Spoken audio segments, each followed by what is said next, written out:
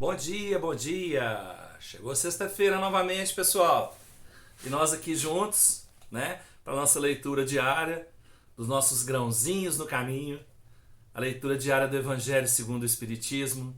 Hoje no capítulo 7, começando o capítulo 7, Bem-aventurados os pobres de espírito. O que se deve entender por pobres de espírito? Bem-aventurados os pobres de espírito, porque deles é o reino dos céus. A incredulidade se diverte com essa máxima. Bem-aventurados os pobres de espírito, como com muitas outras que não compreende. Por pobres de espírito, entretanto, Jesus não entende os tolos, mas os humildes, e diz que o reino dos céus é destes e não dos orgulhosos. Os homens cultos e inteligentes, segundo o mundo, fazem geralmente tão elevada opinião de si mesmos e de sua própria superioridade que consideram as coisas divinas como indignas de sua atenção. Preocupados somente com eles mesmos, não podem elevar o pensamento a Deus. Essa tendência a se acreditarem superiores a tudo leva-os muito frequentemente a negar o que, sendo-lhe superior, pudesse rebaixá-los e a negar até mesmo a divindade. E se concordam em admiti-la, contestam-lhe um dos seus mais belos atributos, a ação providencial sobre as coisas deste mundo, convencidos de que são suficientes para bem governá-lo. Tomando sua inteligência como medida da inteligência universal e julgando-se aptos a tudo compreender, não podem admitir como possível aquilo que não compreendem. Quando se pronunciam sobre alguma coisa, seu julgamento é para eles inapelável. Se não admitem um mundo invisível e um poder extra-humano, não é porque isso esteja fora do seu alcance, mas porque o seu orgulho se revolta à ideia de alguma coisa a que não possam sobrepor-se e que os faria descer do seu pedestal. Eis porque só tem sorrisos de desdém por tudo que não seja do mundo visível e tangível. Atribuem-se demasiada inteligência e muito conhecimento para acreditarem em coisas que, segundo pensam, são boas para os simples, considerando como pobres de espírito o que as levam a sério.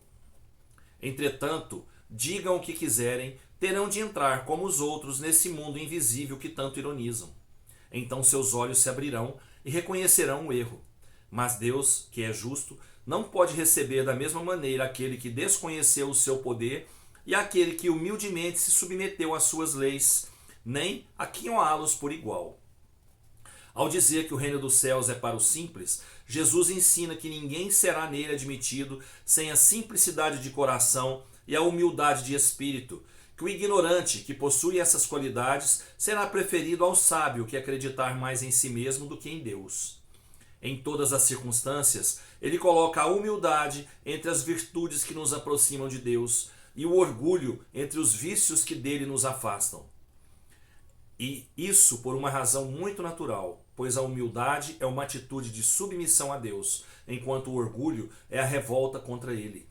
Mais vale, portanto, para a felicidade do homem ser pobre de espírito, no sentido mundano, e rico de qualidades morais. Muito bem. Então aqui foi explicado pra gente, né? Foi explicado pra gente o que a gente deve entender por pobre de espírito.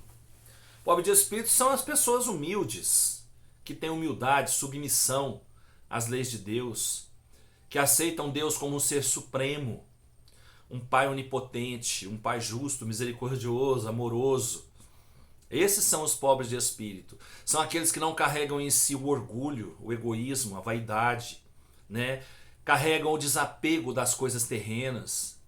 Esses são os pobres de espírito. Esses são os bem-aventurados. De que adianta eu ter todo o conhecimento do mundo se eu não uso esse conhecimento para o bem do próximo, para a minha própria evolução, para o meu próprio crescimento? De que adianta eu ter isso tudo se eu não sei utilizar isso da maneira correta? Se eu não acredito que tudo que eu tenho aqui foi Deus que me deu, que me permitiu ter? De que adianta eu ter todo o conhecimento do mundo e ter um coração de pedra, cheio de orgulho, cheio de vaidade, endurecido para o meu próximo? Se eu não souber utilizar o que Deus me concedeu para fazer o bem para o próximo, eu não vou estar ganhando nada com isso, não é?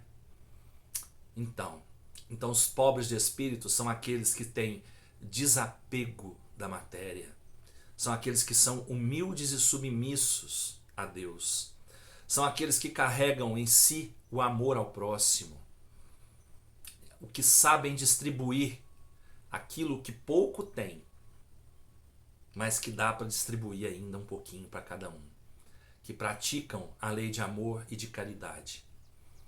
Esses são os pobres de espírito, são os bem-aventurados, aqueles que chegarão no reino dos céus. Tá bom? Uma ótima sexta-feira para nós todos.